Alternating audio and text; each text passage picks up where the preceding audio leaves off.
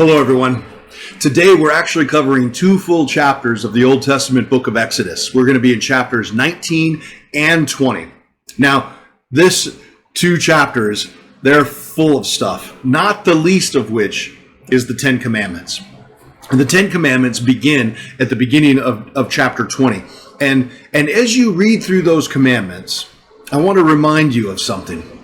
The people of Israel had been living in bondage for generations. The only law in their lives was Pharaoh's word. And whatever Pharaoh said, they had to live by it. And we know that what Pharaoh said was all about oppressing them. But now, they are their own state.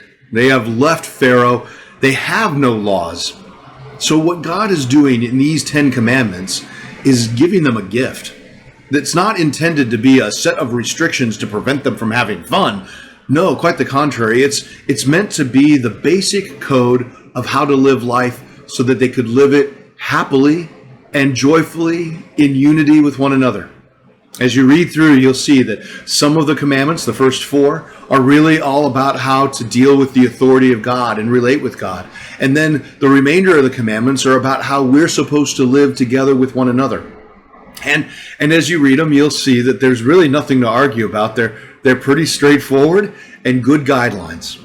Now, we also realize that as we think more deeply into those commandments, they may be surprisingly hard to keep. Now, all that said, that's not the part I'm interested in pointing out to us today.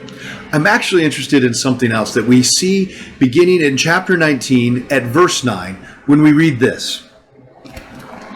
Then the Lord said to Moses, I will come to you in a thick cloud, Moses, so the people themselves can hear me when I speak with you.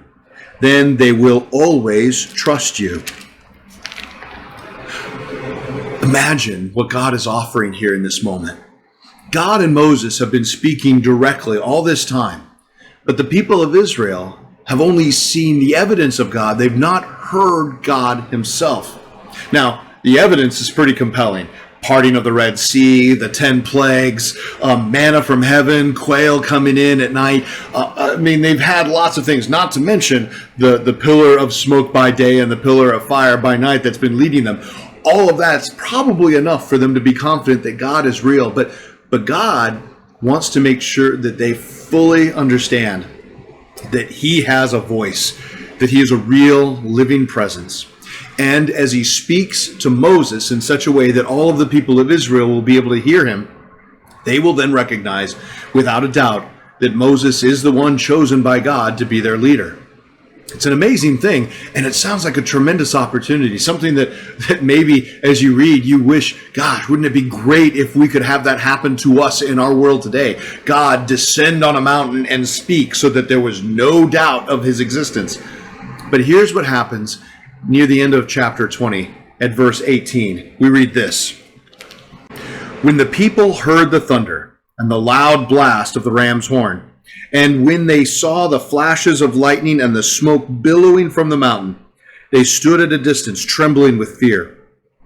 And they said to Moses, you speak to us, and we will listen, but don't let God speak directly to us, or we will die. Don't be afraid, Moses answered them, for God has come in this way to test you, and so that your fear of him will keep you from sinning. Now, imagine this moment. God descends onto Mount Sinai. They are witnessing God speak. There's thunder, there's lightning, there's blasts of the trumpet's horn, and God speaks directly to Moses. The people of Israel are overwhelmed. In the face of God's awesomeness and his purity, they stand convicted. There they are, totally unworthy of being in the presence of God. And we've seen that, by the way, that pattern reappears with the prophets as each prophet tells the story of God engaging them and they realizing that they're not worthy of being in the presence of the Lord. Moses said something, though, there at the very end of that passage that strikes me. He says that this is a gift, really, that God coming in this way is for you to fear him so that you will not sin. And think about that. If you were aware of the reality of God and his absolute presence in your life, in everything that you do, then you might think twice before doing things that you know you shouldn't do. When you are fully and absolutely aware that God is present in the room with you, then faced with that awesomeness and that purity that is God, you'd stand even that much more convicted and cautious when faced with making a poor choice. But the people of Israel don't want to be in God's presence in that way. It's overwhelming for them, but as they push God back and say, we're okay with listening to a human tell us what to do, at the same time, they've pushed God into a distance, which makes it easier for them to fall into sin. In fact, we're going to see what happens 40 days later in the next chapters. Here's my point for us. We need to live in the reality of God's presence in our lives.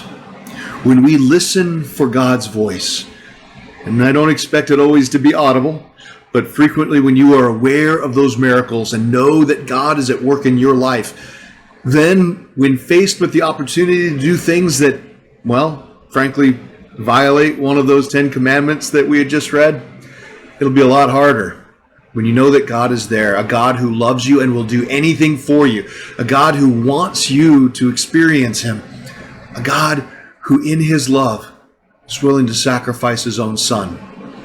Faced with that reality of who God is, it's a lot harder to do wrong. As long as we keep God at a distance, though, we can manage to do wrong all the time. That's the call, I think, today. Be aware of God's presence. Invite God into your life and know how fully he is a part of who each and every one of us are. And when we recognize that, we will find ourselves living the way of Christ, the way that he's called us to live, the way God has always intended for us to live, in peace and unity with him. So go out, have a great day today. Realize that God is with you in everything that you do and everywhere that you go. And when you live with that reality in the forefront of your mind, you will be a witness of God's love to this world. Have a great day, everyone. If these devotional videos are helpful to you, subscribe to our channel and click the notification button so you know when we post a new video. And of course, please share them with others.